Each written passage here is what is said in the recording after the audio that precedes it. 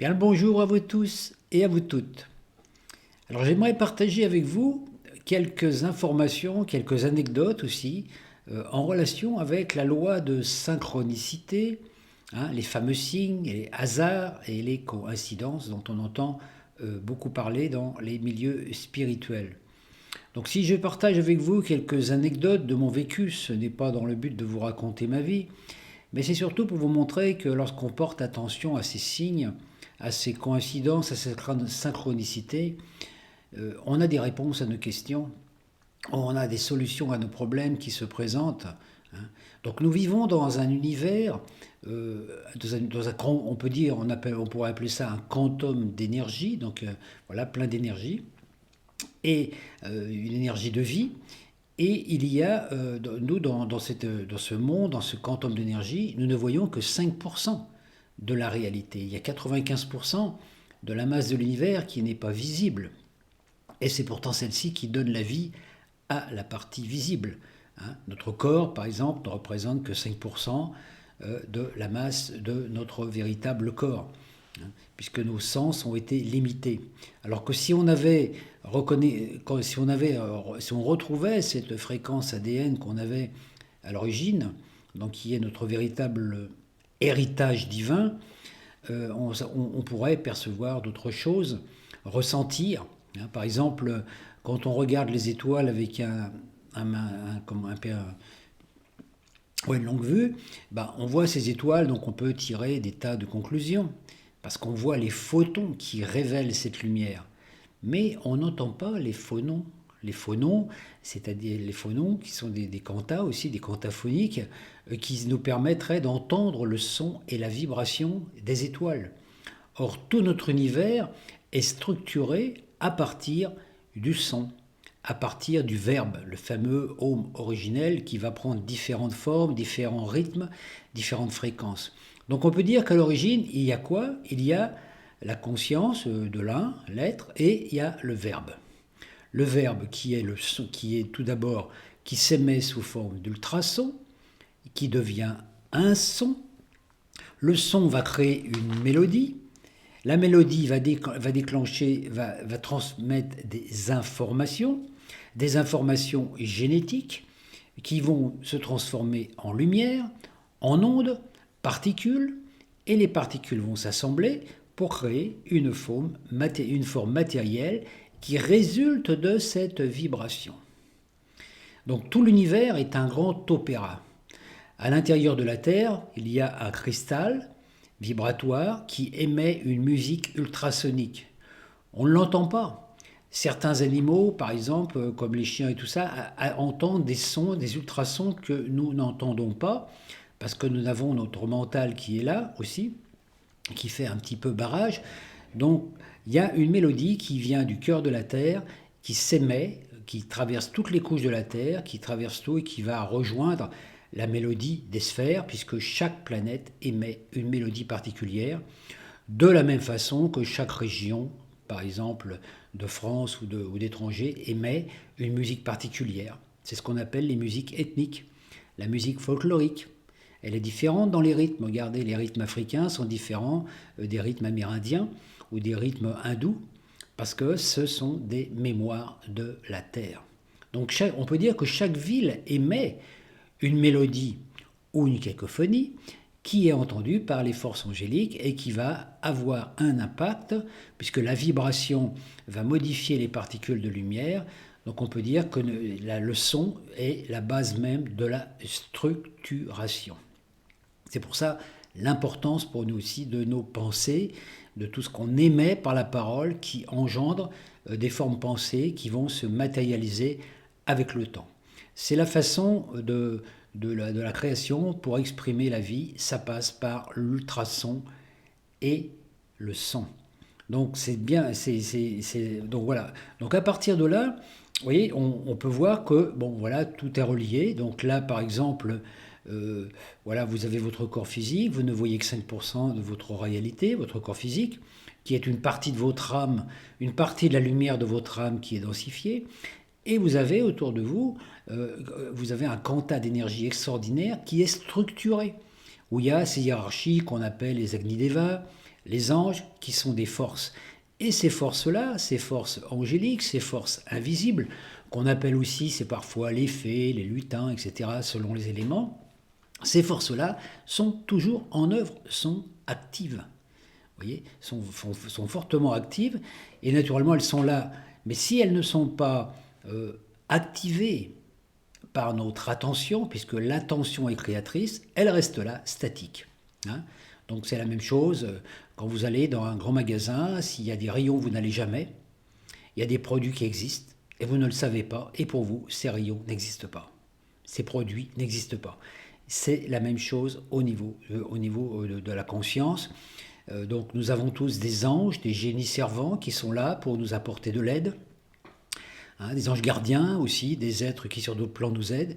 Mais si nous ne portons pas attention à eux, ils ne peuvent rien faire pour nous, puisque c'est notre attention qui va générer une onde de forme, une onde de forme créatrice, donc qui va mettre en mouvement l'énergie, qui va permettre à cette présence invisible de se manifester dans le visible. Donc on peut dire que par notre attention, nous permettons aux anges de se manifester. Donc si nous vivons dans un monde où nous sommes coupés du monde angélique et du monde invisible et que nous n'avons jamais ces forces qui sont là, eh ben, elles sont au chômage. Elles ne travaillent pas, pourtant elles sont là pour tout nous apporter. Comme je disais, dans les thèmes astrologiques, nous disposons tous de plusieurs génies créateurs, des génies servants, notamment il y en a un, c'est le plus important, c'est le génie qui va agir sur le plan physique. Il est là depuis votre naissance, il apporte un potentiel, il vous apporte des talents, des dons, il ne demande qu'une chose, c'est à exprimer ces talents à travers vous. Et si vous ne l'invoquez pas, si vous n'êtes pas conscient qu'il existe, ben il est là, il est au chômage, il attend, parce qu'il ne peut pas intervenir dans votre monde si vous ne l'appelez pas, si vous ne l'invoquez pas. C'est là le but de la prière, justement, de pouvoir se connecter à des énergies invisibles pour pouvoir recevoir des informations qui vont nous aider à mieux vivre notre visible. Donc je voudrais partager avec vous certaines informations par rapport à des synchronicités que j'ai vécues et qui me paraissent assez révélatrices. Comme ça, vous pourrez voir aussi, vous, dans votre vie, que vous avez certainement eu des fois des révélations, des aides, et que vous n'en avez pas toujours pris conscience. Alors c'est très important, pourquoi ? Parce que moi je me suis aperçu dans ma vie, en étudiant ça, en regardant, en portant cette attention, que j'étais passé beaucoup de fois à côté d'accidents graves, et qui aurait pu me coûter la vie, et qu'en fait, voilà, il y a quelque chose dans des moments qui m'a évité de le vivre. Donc je dis merci. Combien de fois ai-je pu échapper à l'accident parce qu'il y avait une sorte de vigilance, donc une vigilante attention. Alors voilà, je vais commencer maintenant mes explications. Donc voilà, vous voyez, par exemple, à un moment, j'habitais Clermont-Ferrand, et un soir, j'ai donné une conférence sur les 10 commandements. Donc j'ai parlé de Moïse, les 10 commandements, l'Exode, etc. Le lendemain matin, alors que je me promenais dans la ville, j'ai une jeune femme qui m'a abordé, qui était SDF, qui n'avait pas d'argent, et elle m'a demandé un petit peu d'argent pour s'acheter de la nourriture. Alors je lui ai donné une pièce, voilà, et puis elle me regarde dans les yeux comme ça, et puis elle me dit, monsieur, elle me dit, vous connaissez les 10 commandements ? Pourquoi m'a-t-elle posé cette question ? Et puis elle est partie. Donc vous voyez, c'est-à-dire que cette vibration était encore, je dirais, omniprésente dans mon aura, et elle, une pauvre femme SDF dans la rue, a capté cette information. C'est de la télépathie vibratoire. Et ça, il y en a sans arrêt. Un autre exemple, donc j'étais toujours dans cette ville de Clermont-Ferrand, et je me posais la question, c'était quelques jours avant Pâques, je me posais la question si j'allais faire une conférence sur le chemin de Compostelle, donc Saint-Jacques, etc., le pèlerinage alchimique, puisque c'était un petit peu on peut dire, mon dada préféré. Donc je me posais la question, donc le matin je suis sorti, je me suis rendu chez le boulanger pour faire des courses, acheter du pain, et puis chez le boulanger, naturellement, il y avait beaucoup de monde, puisque c'était Pâques, donc les gens achetaient des œufs au chocolat, des choses comme ça. Et puis donc j'ai attendu, et j'ai regardé un petit peu ce qu'il y avait dans le magasin, puisqu'il fallait bien que je m'occupe un petit peu. La première chose que j'ai vue dans le magasin, c'était une coquille Saint-Jacques en chocolat. Alors vous me direz, oui, elle était là, naturellement, tout le monde peut la voir. Oui, mais pourquoi mon regard a été porté sur la coquille plutôt que plutôt que sur la poule en chocolat ou la cloche qui était à côté, etc. Alors voilà, donc j'ai pas cogité, j'ai simplement dit, tiens, oh, merci pour le signe. Je sors à l'extérieur, je rentre chez moi, je pars dans une grande avenue, et naturellement, comme je suis quelqu'un qui aime un petit peu discuter avec l'invisible, ben, j'ai dit aux anges, je me dis, ben, si vraiment je dois faire cette conférence, envoyez-moi un autre signe. Donc je monte la rue, et quand j'arrive en haut de la rue, il y a un type qui déboule. Alors imaginez le type, il faisait peut-être 1,95 m, hein, le type vraiment baraqué, vous voyez, voilà, bien pour que je le voie, et il portait un t-shirt sur lequel il y avait écrit J'aime Shell, vous savez, la marque de l'essence. Et le symbole était une coquille Saint-Jacques avec naturellement marqué Shell dessus. Donc quand j'ai vu ce truc-là, la coquille Saint-Jacques comme ça, énorme, qui était devant moi, je me suis dit, bon d'accord, j'ai la réponse là. Voilà. Une autre fois, en arrivant dans cette ville aussi, j'ai au début que je connaissais pas, j'étais un peu perdu, je ne savais pas, j'avais une adresse, j'avais pas de plan, j'avais pas de GPS, je savais pas trop où aller, et je me disais tiens, à un moment j'arrive à un carrefour, est-ce qu'il faut que j'aille à droite ou à gauche? Puis voilà, j'avais pas de réponse. Mais à ce coup, paf, mon regard se porte sur une annonce électorale qui avait écrit votez à droite. J'étais à droite et c'était exactement ma bonne direction. Vous voyez? Donc des fois, il y a plein de choses. Il y a même des nuages qui peuvent prendre la forme de doigts, par exemple, pour vous montrer quelque chose. Un autre exemple, toujours dans cette ville, un jour, un matin, bon, j'avais l'habitude de prier les anges de la Kabbale tous les jours, donc il y a 72 génies, hein, il y en a un qui agit chaque jour, et un matin, j'ai pris ma voiture et j'ai décidé d'aller faire un tour dans la forêt. Donc je me suis garé sur le parking, j'ai fait ma balade dans la forêt, et quand je suis revenu, quelle ne fut pas ma surprise de voir que ma voiture était coincée entre une autre voiture et un bus qui s'était incrusté devant moi jusqu'à toucher presque mon pare-choc, de façon que ma voiture était complètement coincée. Alors naturellement, en bon parisien que j'étais, puisque c'est là que j'ai appris à conduire, j'ai fait un petit peu, voilà, j'ai poussé un petit peu avant, arrière, un petit coup en avant, un petit coup en arrière, un petit coup de volant, etc. Et j'ai réussi à m'extraire de cette place confinée. Et puis, avant de partir, naturellement, j'ai remarqué l'immatriculation du bus. C'est un bus qui venait de la région du 54.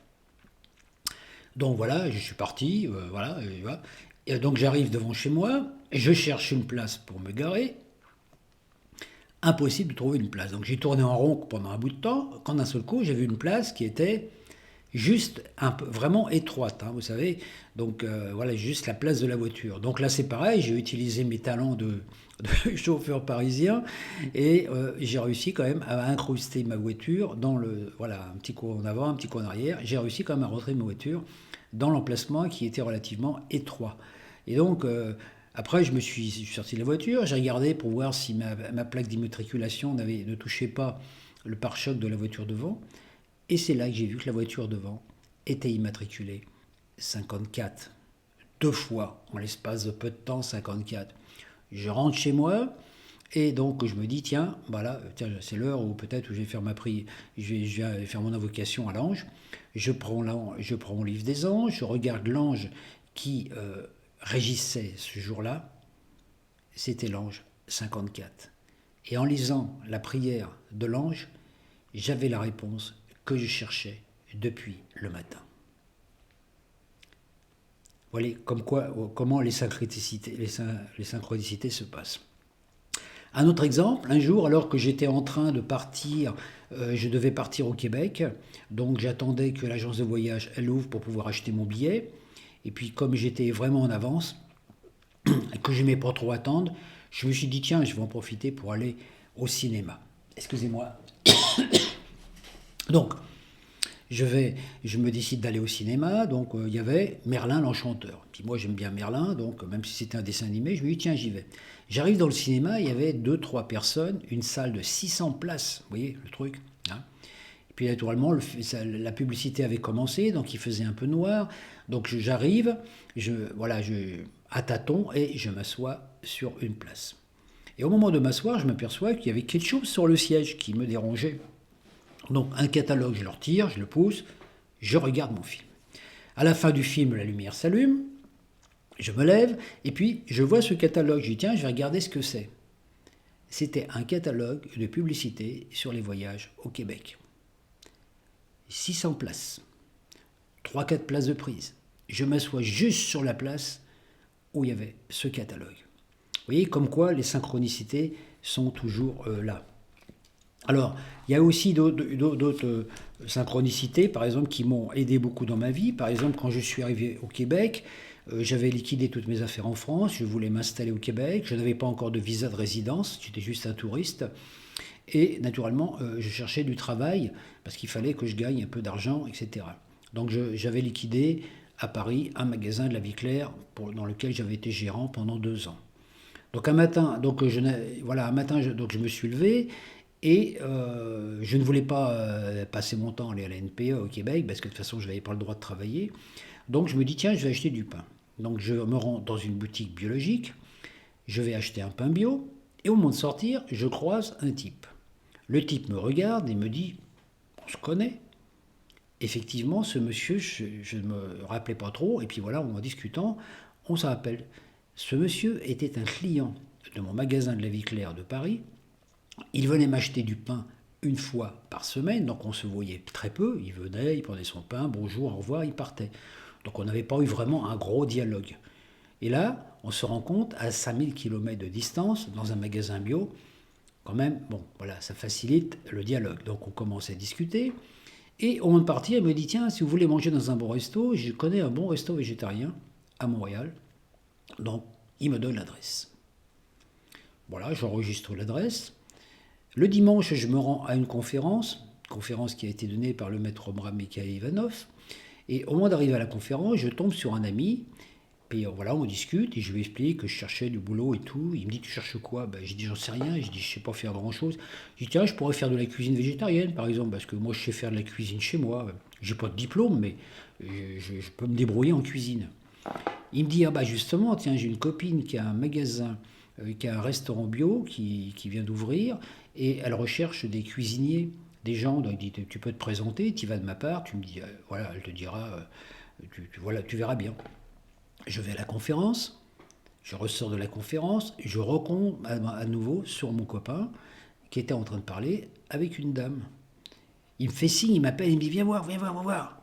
Alors j'approche et il me dit voilà, tiens, mais justement, il dit c'est vraiment le hasard fait bien les choses. Cette dame, cette amie, c'est la femme qui est propriétaire du restaurant végétarien. Donc elle m'a proposé d'aller faire un essai. J'ai été embauché et j'ai travaillé. Alors que regardez les chances que j'avais de ne pas pouvoir trouver cet emploi. Je n'avais aucun diplôme en cuisine, aucune expérience professionnelle. En plus, je n'avais même pas vraiment le droit de travailler puisque j'étais touriste. J'ai vécu au Québec, j'ai fait cette expérience et ces gens ont même fait toutes les démarches nécessaires pour me procurer un papier qui m'a permis d'avoir un visa d'immigration au Québec. Bon, après, je ne suis pas parti pour différentes raisons, mais j'avais obtenu mon visa d'immigration au Québec alors que je n'avais aucun diplôme. Alors que, voilà, donc c'est quelque chose, on peut se dire, opportunité ou chance. Voilà. Donc c'est quand même un truc assez intéressant. Bon, ensuite, oui, un jour, par exemple, j'étais aussi en train de travailler sur l'énergie de Raman. Hein. Moi, j'aime beaucoup l'Inde aussi, donc je travaillais sur les fréquences de Raman, etc. Hein, le grand avatar hindou. Et puis je me lève pour aller chercher mon courrier. Donc je prends mon courrier. Alors vous savez, dans le courrier, vous avez plein de prospectus. Hein. Voilà, hein, la publicité, etc. Donc je trie la publicité et d'un seul coup, je tombe sur un truc au-dessus, devant moi, il y a écrit en gros Rama. Et c'était une publicité de Conforama, pliée en deux. Alors pourquoi elle était posée du côté Rama? Elle aurait pu être posée du côté Conforama. Voilà. C'est-à-dire qu'en fait, à chaque instant, on se rend compte que quand on est sur une vibration, les choses qui viennent sont toujours en correspondance, répondance avec ça. Alors, il y a aussi le côté aussi protection des anges. Hein. Une fois, j'étais en voiture et d'un seul coup, sans savoir pourquoi, Ma voiture, d'un seul coup, elle fait un bruit d'enfer, vous savez, un gros bruit dans les roues, etc. Donc je ne savais plus du tout ce que c'était, ce bruit qui était. Donc naturellement, je me suis arrêté pour regarder ce qui se passait. Je regardais sous la voiture, j'ai rien trouvé. Donc j'ai dit, bon, ça fait rien. Je remonte dans la voiture, j'ai pris, donc j'ai continué, j'ai repris la route. Et là, plus aucun bruit. 500 mètres plus loin, de l'endroit où je m'étais arrêté, il y a eu un accident, une voiture qui était quand même pas mal endommagée, qui avait été, bon, les gens, je ne sais pas si c'était vraiment blessés ou pas, mais il y avait quand même du dégât. Cette voiture-là est la voiture qui me suivait avant que je m'arrête. Si je ne m'étais pas arrêté, c'est moi qui aurais eu l'accident. Et le bruit de ma voiture n'est jamais revenu. Je n'ai jamais su ce qui s'était passé. Donc là, on voit quand même, voilà.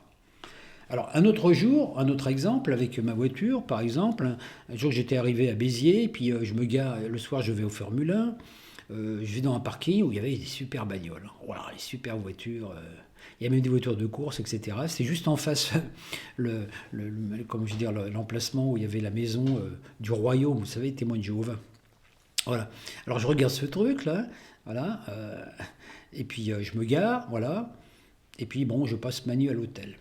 Le lendemain matin, je vais prendre ma voiture. Ma voiture avait été fracturée sur un parking fermé. Il n'y avait que des belles bagnoles. Moi, j'avais la voiture, une vieille Corsa que je devais me débarrasser d'abord. C'est aussi je me disais depuis un bout de temps, il faut que je me débarrasse de cette voiture parce que je vais finir par tomber en panne avec. Et la voiture, là, elle était bon, portière ouverte, tournevis, etc., etc. Mais ils n'avaient pas réussi à la piquer quand même. Elle était là. Donc j'ai fait réparer ma voiture par un garage, vite fait. Je suis rentré à la maison avec un tournevis à la place de la clé pour pouvoir faire le contact. Et la première chose que j'ai fait, j'ai été dans un garage proche de chez moi. Et puis j'ai essayé, j'ai dit, voilà, je regardais, j'ai dit, bon, bah, peut-être qu'il est temps que je change de voiture. Et quand je suis arrivé dans le garage, le monsieur qui vendait les voitures m'a dit, ah bah justement, je viens de rentrer une voiture, une Renault 18 break, qui pourrait vous convenir. Et c'est exactement le genre de voiture dont j'avais besoin, puisque j'avais besoin d'une voiture plus grande à cette époque. Vous voyez donc, des fois un événement négatif nous amène à quelque chose de plus positif. Donc c'est aussi une dernière chose aussi, par exemple, à un moment je n'étais pas du tout sur Internet, donc c'était en 2014, je ne faisais plus du tout pas de vidéos sur Internet, puisque je n'étais même pas connecté à Internet à l'époque. Et puis je venais de déménager, donc j'avais un radiateur électrique à vendre, et je ne savais pas quoi en faire, donc je l'ai mis en vente sur le Bon Coin. Donc il y a une dame qui m'a appelé, qui était intéressée par le radiateur, elle est venue chez moi, donc voilà, le radiateur l'intéressait. On a commencé à discuter, puis elle était une Verseau, comme moi. Donc voilà, on a commencé à discuter, on a parlé d'astrologie, on a parlé de choses sympas. Et avant de partir, elle m'a dit, mais vous connaissez plein de choses en astrologie, c'est quand même dommage que vous ne les partagez pas. Et elle m'a donné le nom du site du Grand Changement, qui venait juste de commencer avec Stéphane Cole, et qui m'a dit, vous devriez vous demander, peut-être que vous pourriez faire des conférences avec lui. Et elle m'avait donné aussi l'adresse de la Presse Galactique au Québec, qui émettait, donc qui permettait aussi de partager des choses. Alors c'est une époque où moi je n'avais plus rien, j'avais laissé tomber toute cette diffusion, je ne faisais plus de conférences. Je me suis dit, je vais tenter le coup. Et c'est là, grâce à Stéphane Cole et au Grand Changement, que j'ai fait ma première conférence sur Internet en 2014. Et que j'ai commencé à être un petit peu connu sur le web, que j'ai commencé à faire des vidéos, des choses, que j'étais invité sur différents sites, et que j'ai pu commencer par la suite à faire ma chaîne YouTube. Alors, vous voyez, tout ça pour dire que je pourrais en citer des centaines de synchronicités, mais bon, c'est pas le but. Simplement, si je vous ai raconté tout ça, c'est pour dire, vous voyez, dans votre vie, regardez qu'à chaque instant, vous avez eu des synchronicités. Et peut-être aussi qu'à d'autres moments, vous ne les avez pas vues. parce que vous étiez occupé à autre chose, hein. Surtout maintenant, on est toujours occupé avec nos téléphones portables, hein. Les gens se promènent dans la rue avec le téléphone portable collé à l'oreille. Bon, c'est sûr que vous n'êtes pas conscient de votre environnement. L'important, vous voyez, justement, dans la vie spirituelle, surtout actuellement, c'est de vivre pleinement ici, maintenant. Les gens qui ne vivent pas pleinement ici maintenant, qui sont occultés, qui sont perturbés par des problèmes du passé, qui ne sont pas réglés, etc., hein, dans les temps qui viennent, là, dans les temps que nous vivons actuellement, ils vivent des choses difficiles, hein. J'ai été étonné l'année dernière de nombre de personnes qui sont tombées, qui ont eu des accidents, qui sont tombés en montagne, qui sont tombés dans la rue, qui sont tombés d'un escalier, etc., etc. Donc voilà, hein, donc on peut dire que les urgences, ils ont eu du boulot, hein. Des gens pourtant qui sont dans cette spiritualité aussi. Pourquoi? Parce qu'à un moment, vous voyez, si on n'est pas dans le ici et maintenant, parce qu'on est dans un espace, dans un concept d'espace-temps qui nous maintient sans arrêt soit on est en train de penser au passé, soit on est en train de penser au futur. Et on pense jamais à ici et maintenant, le présent, la seule chose qui est vraiment réelle. Parce que peu importe ce qu'on a été, hein, on ne l'est plus. Peu importe ce qu'on va devenir, parce qu'on ne sait même pas si on sera pas, peut-être qu'on sera mort avant de le devenir. Voilà. Donc l'important, le présent. Et comme le présent tisse le futur qui est une autre fréquence, quand vous émettez une pensée dans le présent, vous envoyez une onde radio dans le futur. On peut dire dans la 5e dimension, le futur qui est au-dessus de vous, qui est là dans cette lumière, hein, voilà. Vous émettez une pensée, cette pensée va partir de votre cœur et va s'émettre dans votre aura. Donc elle va toucher le monde invisible, la 5e dimension. Voilà.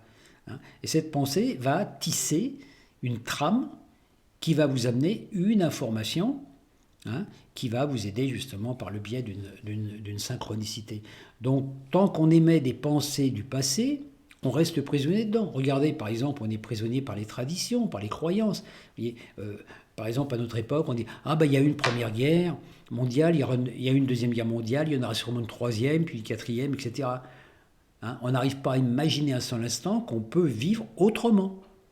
Vous voyez, donc à force de porter notre attention sur le passé et de le réactiver dans le présent, hein, ben, on recrée le même futur. C'est pour ça que même si, par exemple... on voit avec la dernière guerre, par exemple, des gens qui ont vécu des choses difficiles, hein, par exemple avec l'occupation allemande, la plupart de ces gens sont morts. Hein, la plupart de ces gens sont morts. Il y en a peut-être encore quelques-uns de vivants, mais très peu.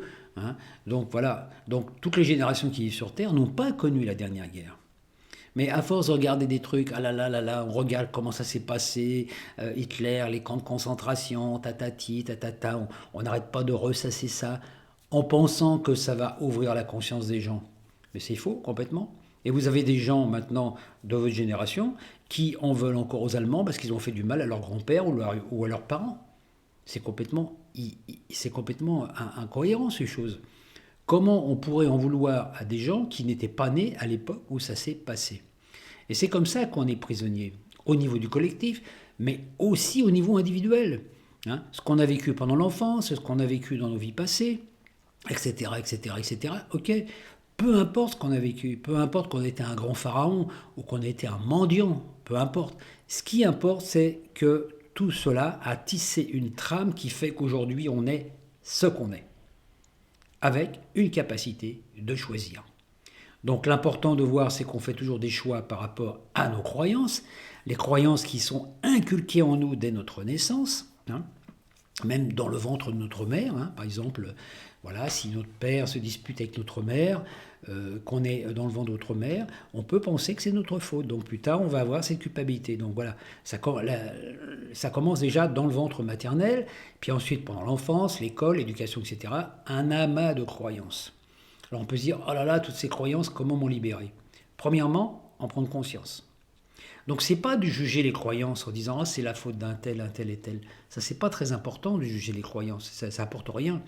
Simplement de voir, tiens, j'ai telle croyance, qu'est-ce que ça incite dans ma vie? Parce que ce sont nos croyances qui définissent nos choix.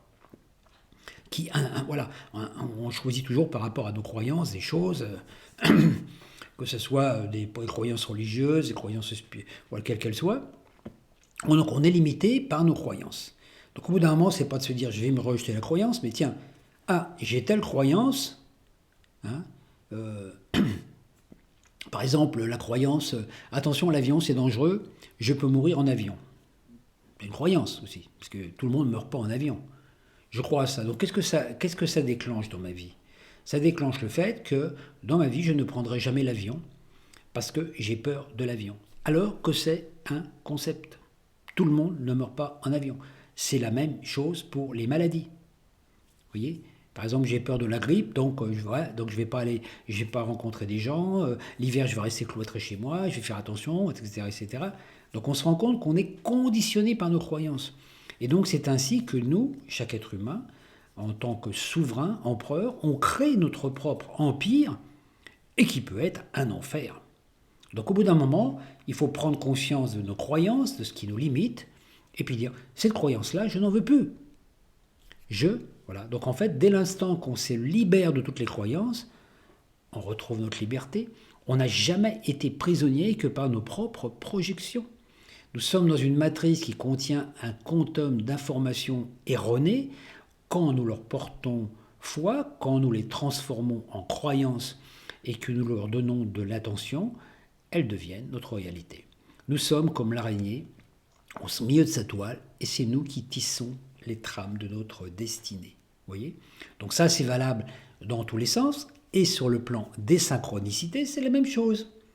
Si vos croyances sont belles, si vous croyez à l'amour, si vous croyez à l'abondance, si vous croyez à une humanité, etc., une humanité fraternelle, solidaire, etc., si vous émettez des belles pensées, ça va avoir un impact. Les belles pensées vont avoir un impact sur votre émotionnel, vous allez avoir des belles émotions, ça va modifier la biochimie de votre corps, ça va modifier l'ARN messager qui va transmettre l'information à votre ADN et à votre cerveau reptilien qui fait que vous allez évoluer et que certaines peurs ne vont plus être dans votre réalité. Et que à chaque fois que vous allez émettre une pensée, une demande par exemple à l'univers, vous émettez la demande, vous la laissez, et après vous êtes à l'écoute de la synchronicité. Alors attention, il ne faut pas mentaliser, il ne faut pas chercher les signes, parce que si vous cherchez les signes, vous les trouverez. Parce que le mental, lui, voilà la logique. Ah bah oui, tiens, vous voyez par exemple, c'est dangereux d'aller dans ce coin, par exemple. Notre mental va vous dire, par rapport à un programme. Vous allez dans le droit, puis à ce coup, vous voyez un truc dangereux, et il vous arrive un truc dangereux, voilà. Mais c'est pas parce que ça devait arriver, c'est parce que vous avez pensé que c'était dangereux. Regardez chaque jour, si vous habitez une grande ville, il y a des centaines, des milliers de personnes qui traversent la même rue que vous. Personne ne traverse au même endroit, personne ne regarde les mêmes choses, etc. Chacun vit son expérience. Donc s'il y a 100 000 personnes qui traversent une rue, il y a 100 000 rues qui existent, alors qu'en vérité, il n'y en a qu'une. Mais l'expérience est différente. Donc dès l'instant que vous émettez une pensée, que vous êtes face à une nécessité, vous émettez la demande à l'univers, tiens, voilà, vous envoyez l'information en disant, tiens, j'ai besoin d'aide. Voilà, et puis vous laissez venir. Et le signe vient à vous d'une façon, c'est pas vous qui la prévoyez, donc c'est pour ça qu'il ne faut pas les chercher.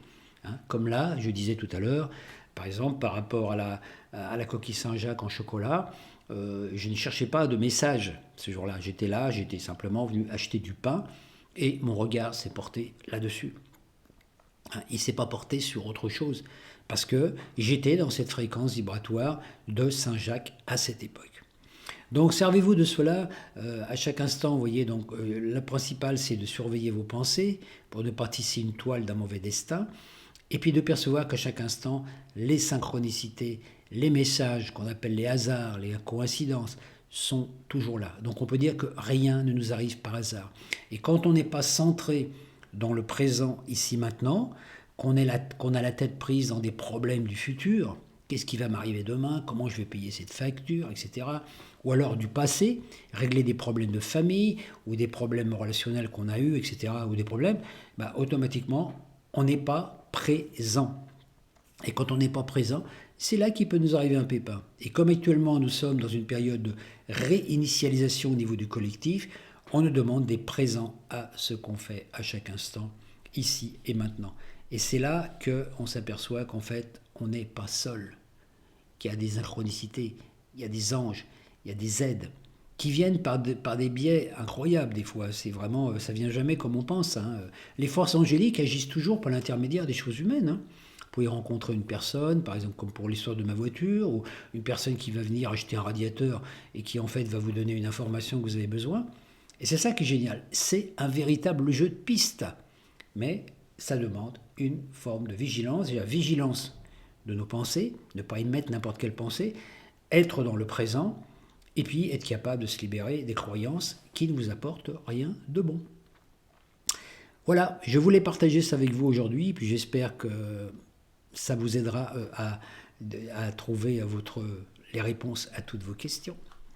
Je vous dis à très bientôt.